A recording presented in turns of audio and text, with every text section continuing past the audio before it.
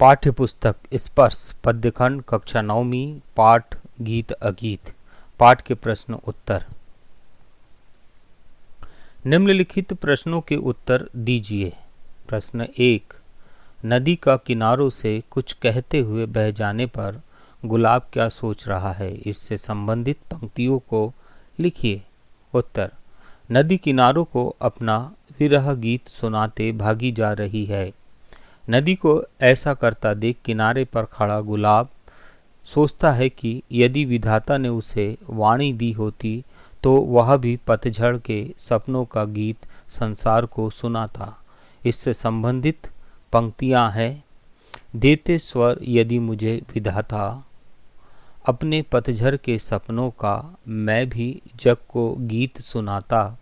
प्रश्न 2, जब शुक गाता है तो शुकी के हृदय पर क्या प्रभाव पड़ता है। उत्तर, वसंती किरणों के स्पर्श से प्रसन्न हो जब शुक गीत गाता है तो वह गीत शुकी के मन को छू लेता है। उसके पंख फूल जाते हैं, उसके मन में भी स्नेह भरे गीत उमड़ने लगते हैं, पर वह गा नहीं पाती है। उसका हृदय प्रसन्नता से भर जाता है। प्रश्न 3, प्रेमी जब गीत गाता है तब प्रेमिका की क्या इच्छा होती है।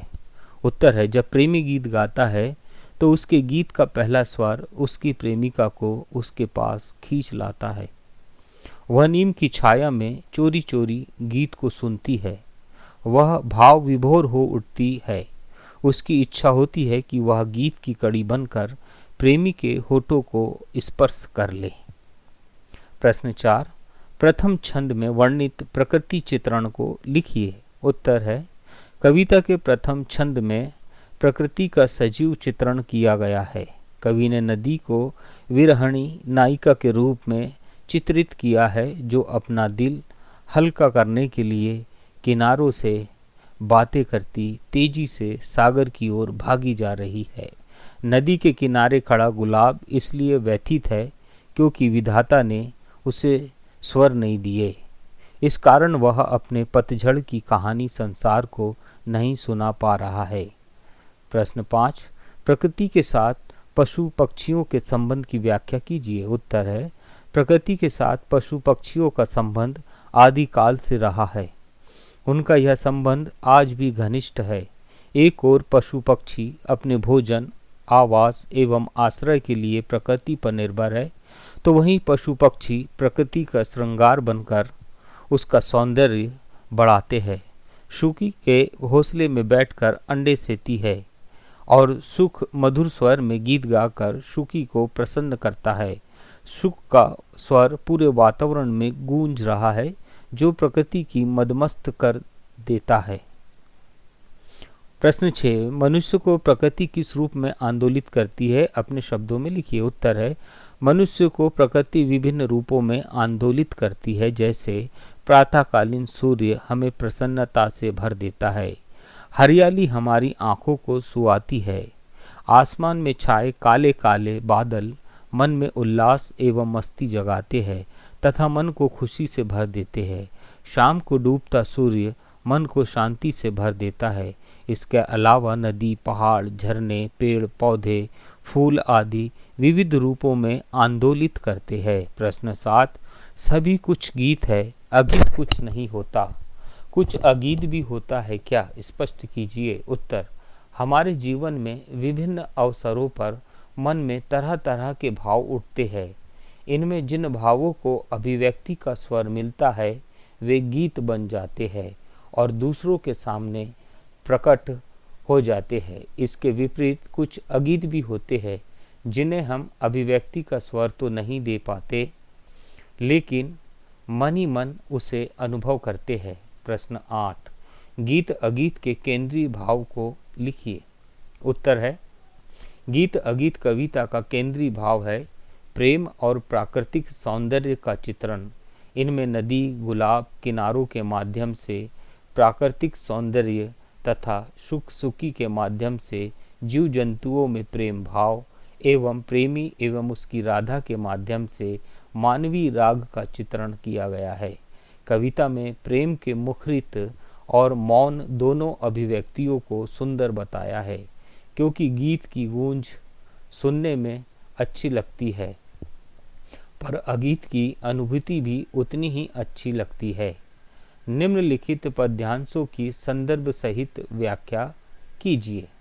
पहला, अपने पतझर के सपनों का मैं भी जग को गीत सुनाता। संदर्भ, प्रस्तुत पद्यांश प्रसिद्ध कवि श्री रामधारी सिंह दिनकर द्वारा रचित गीत अगीत नामक कविता से लिया गया है। इस कविता में उन्होंने गीत और मौन अनुभूति की तुलना करते हुए दोनों को सुंदर बताया है। इस पद्यांश में नदी के किनारे खड़ा गुलाब मन ही मन सोचता है। व्याख्या, नदी किनारे खड़ा गुलाब मन ही मन सोचता है कि यदि ईश्वर मुझे वाणी देते तो मैं भी संसार को अपने उन दिनों के दुख अवश्य सुनाता जब मैंने स्वयं को पतझड़ जैसा सूना और वीरान अनुभव किया। दूसरा, गाता सुख जब किरण वसंती छूती अंग पर्ण से छनकर। संदर्भ, प्रस्तुत पद्यांश प्रसिद्ध कवि श्री रामधारी सिंह दिनकर द्वारा रचित गीत अगीत नामक कविता से लिया गया है। इस कविता में उन्होंने गीत और मौन अनुभूति की तुलना करते हुए दोनों को सुंदर बताया है। इस पद्यांश में सुख पर प्रकृति के प्रभाव को दर्शाया गया है। व्याख्या, कवि कहता है कि जब सूरज की मनमोहक किरणें वृक्ष के पत्तों से छन छन कर सुख के तन का स्पर्श करती है तो वह प्रसन्न होकर गाने लगता है। आशय यह है कि वह प्रकृति की मोहकता से गदगद हो उठता है। तीसरा, हुई न क्यों मैं कड़ी गीत की, विधना यो मन में गुनती है। संदर्भ है, प्रस्तुत पद्यांश प्रसिद्ध कवि श्री रामधारी सिंह दिनकर द्वारा रचित गीत अगीत नामक कविता से लिया गया है। इस कविता में उन्होंने गीत और मौन अनुभूति की तुलना करते हुए दोनों को सुंदर बताया है। प्रेमी के प्रेम भरे गीत को सुनकर उसकी प्रेमिका मुग्ध हो उठती है।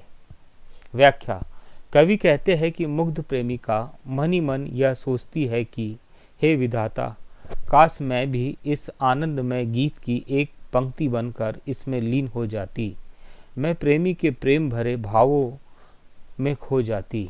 प्रश्न, निम्नलिखित उदाहरणों में वाक्य विचलन को समझने का प्रयास कीजिए। इसी आधार पर प्रचलित वाक्य विन्यास लिखिए। उदाहरण, तट पर एक गुलाब सोचता है। उत्तर है, एक गुलाब तट पर सोचता है। का, देते स्वर यदि मुझे विधाता। उत्तर, यदि विधाता मुझे स्वर देते। ख, बैठा सुख इस घनी डाल पर। उत्तर है, सुख उस घनी डाल पर बैठा है। ग, गूंज रहा सुख का स्वर वन में। उत्तर, सुख का स्वर वन में गूंज रहा है। हुई ना क्यों मैं कड़ी गीत की, मैं गीत की कड़ी क्यों ना हुई।